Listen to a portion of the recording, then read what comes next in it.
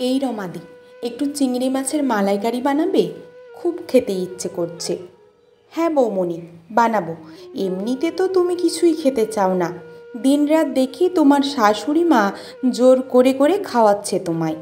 আর আজ তুমি মুখ ফুটে বললে আমি তোমার ইচ্ছে পূরণ করব না? এই সময় তো খাওয়ার ইচ্ছা হবে। মনীষা ওদের বাড়ির রান্নার মাসি। রমার হাত দুটো ধরে বলে উঠেছিল, তুমি খুব ভালো। রমা বলেছিল, বৌমণি তোমার মন একদম শিশুর মতো, এরকম থেকো সব সময়। মনীষা সেদিন বলেছিল, জানো রমাদি, টক খেতে এখন খুব ভালো লাগে, আগে তো খেতেই পারতাম না। রমা মুচকি হেসে বলেছিল, এই সময় টক খাওয়ার ইচ্ছা হবে। আমি কাল তোমার জন্য তেঁতুল আনবো। আমাদের বস্তির পাশে একটা গাছ আছে, আর তোমার যা খেতে ইচ্ছে হবে শুধু আমায় একবার বলবে, আমি সেটাই করে দেব। আমার ঘরে যখন প্রথম আমার মেয়ে শালুক এলো তখন খিদে দ্বিগুণ বেড়ে গিয়েছিল। মনীষা বলল, তখন তুমিও খেতে এমন? কষ্টের হাসি হেসে রমা বলল, আমাদের মতো গরিবদের আর খাওয়া? খিদের জ্বালায় কলের জল খেয়েছি, ভাতের ফ্যান খেয়েছি, খাবার দেবে কে? আর বাচ্চা পেটে এলে কাজটাও চলে গেল। তখন যে বাড়িতে কাজ করতাম তারা বলল, পরে এসো, এই অবস্থায় কাজ করতে দেবে না ওরা। এদিকে মাতাল বরটা ঘরে টাকা রাখতে দিত না। এখন তুমি বুদ্ধি করে ব্যাংকে বই করে দিলে বলে দুটো টাকা জমাতে পারছি। তখন ঘরে খাবার নেই, টাকা নেই। আমি শুধু ভাবতুম পেটে যে আছে বাঁচবে তো। ভগবানকে দিন রাত ডাকতুম বাচ্চাটা যেত সুস্থ হয়। সবাই তো তখন বলতো, না খেলে নাকি কানা খোড়া বাচ্চা হবে। আমি তো অত বুঝি না, লেখাপড়াও জানি না, তাই ভীষণ ভয় হতো। একটু খাওয়ার জন্য হাহাকার করতাম। রমা মনীষাদের বাড়ি কাজে এসেছে মাস 6 আগে।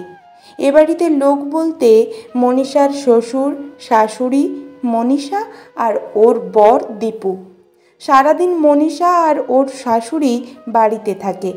মাঝে মাঝে মনীষা কলেজে যায়, সে এখনও লেখাপড়া করে। আগেও রমা অনেক বাড়িতে কাজ করেছে, কিন্তু এ বাড়ির লোকজন একদম অন্যরকম। শাশুড়ি বৌমার সম্পর্কও একদম আলাদা অন্য সব বাড়ির থেকে। রমা দেখে মনীষার শাশুড়ি মা কখনো বৌমাকে খাইয়ে দিচ্ছেন, কখনো শাড়ি পরিয়ে দিচ্ছেন, কখনো মাথায় তেল মাখিয়ে দিচ্ছেন। শ্বশুরমশাই ভীষণ মজার মানুষ। পুরো বাড়িতে সব সময় খুশি আর আনন্দ বিরাজ করে। রমা শুনেছে মনীষা মা মরা মেয়ে, তবে শাশুড়ি মায়ের আদর যত্ন দেখে মনে হয় সে অভাব অনেকটাই পূরণ হয়েছে। রমা প্রথমে বেশ কয়েক বাড়ি কাজের সাথে সাথে এ বাড়িতে বাসন মাজা আর ঘর মোছার কাজ করত। তারপর একবার ওদের রান্নার মাসি কাজ ছাড়তে রমা রান্নার কাজ করতে শুরু করলো। সেবার মনীষার শাশুড়ি মা বলেছিল, রমা, এবার থেকে তুই এই বাড়িতেই শুধু কাজ করিস, তোর যা মাইনে লাগে বলিস। রমা এ প্রস্তাবে ভীষণ খুশি হয়েছিল, কারণ এ বাড়িতে কাজ করেও শান্তি। রমা এ বাড়িতে খায়, ভালো মন্দ রান্না হলে বাড়ি নিয়ে যায়। মনীষা রমাকে ব্যাংক অ্যাকাউন্ট, এটিএম সব করে দিয়েছে।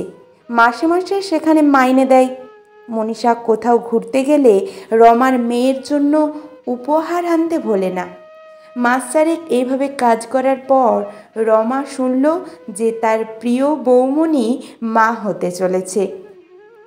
ও বাড়ির সবাই খুব খুশি, রমাও খুব খুশি।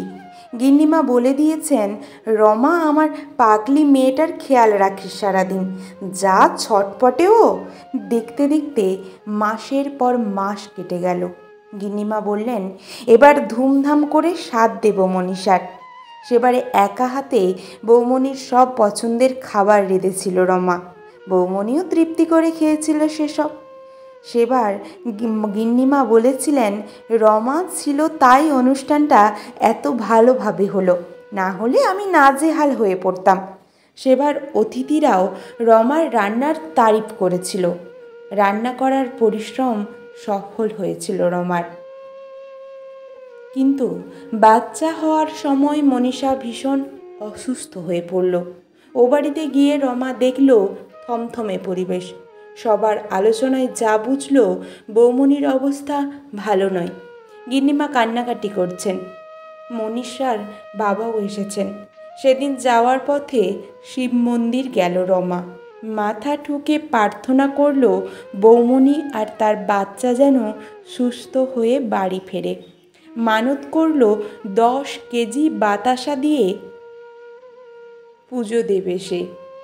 পরের দিন সকাল সকাল পুজো দিয়ে প্রসাদ নিয়ে কাজে গেল রমা। গিয়ে শুনল বৌমনির একটা ছেলে হয়েছে। বৌমনি আগের চেয়ে একটু ভালো আছে। রমা পুজোর ফুল আর প্রসাদ দীপুর হাতে পাঠিয়ে দিল। বৌমনি বাড়ি আসার পর তার আর বাচ্চার খেয়াল রেখেছে সবসময় রমা, পাশে থেকেছে। গিন্নিমা বলেন, তুই আমাদের পরিবারেরই একজন রমা। তারপর মনীষার ছেলে একটু বড় হতেই সবাইকে সাথে নিয়ে মন্দিরে গিয়ে পুজো দিয়েছে রমা। রমার বস্তির বেড়ার ঘরে বসে পেট পুড়ে খেয়েছে ও বাড়ির সবাই। দেখতে দেখতে মনীষার ছেলে অয়ন বড় হয়েছে।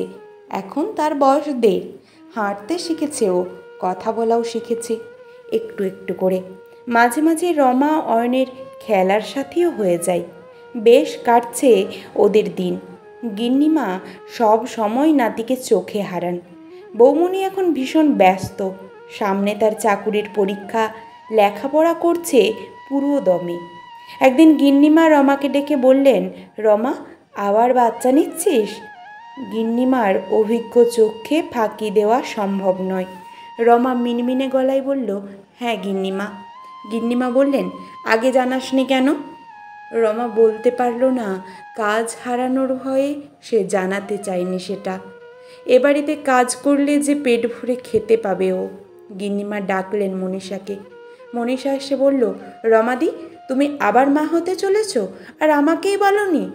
মনীষাকে দেখে মনে হলো সে খুব খুশি, কিন্তু এদিকে নানান চিন্তা এসে ভিড় করেছে রমার মনে। পরের দিন আসতেই গিন্নিমা বললেন, রমা, একটা ভালো রান্নার মেয়ে খুঁজে দিস তো। চমকে উঠে রমা বলল, আমি পারবো গিন্নিমা। গিন্নিমা বললেন, 5 মাস হয়ে গেল, আর কতদিন পারবি? এই অবস্থায় তোর কাজ করা ঠিক হবে না এত। তুই তো আবার ছুরিতে সবজি কাটতে পারিস না, শিলনোড়াতে বাটনা বাটিস, এসব করা ঠিক হবে না এই অবস্থায়। নিজেকে খুব অসহায় মনে হলো রমার। তবে কি আগের মতো অবস্থা হবে ওর? মনীষা কোথা থেকে এসে হাজির হয়ে বলতে শুরু করলো, ঠিকমতো খাবে রমাদি, ফল সবজি বেশি বেশি খাবে, প্রতি মাসে ডাক্তারের কাছে যাবে, তোমার অ্যাকাউন্টে তোমার মাইনে পাঠিয়ে দেব, তোমায় আর কষ্ট করে এত দূর থেকে আসতে হবে না। এ কথা শুনে চোখ থেকে জল গড়িয়ে পড়ল রমার। না, এ কষ্টের নয়, আনন্দের অশ্রু। গিন্নিমা বললেন, মনীষা যখন প্রথম মা হলো, দিন রাত এ বাড়িতে পড়েছিলি তুই, ভালো মন্দ সব খেয়াল রেখেছিস। এখন তুই মা হবি, আমাদের দায়িত্ব তোর সব খেয়াল রাখার। 3-4 মাস হয়ে গেছে রমা বাড়িতে আছে। ব্যাংক থেকে টাকা তুলে ব্যাগ ভরে বাজার করে সবাই মিলে পেট ভরে খাই। নিয়ম করে ডাক্তারের কাছেও যাই সে। হঠাৎ একদিন রমার বর নগেন বলল, ও বাড়ি থেকে ফোন এসেছিল তোর, ওর সাথে কথা বলবে। এর আগেও ও বাড়ির লোক ফোন করে খোঁজ নিয়েছে ওর। আজ ফোন করতেই শোনা গেল বৌমনির গলা। কেমন আছো রমাদি?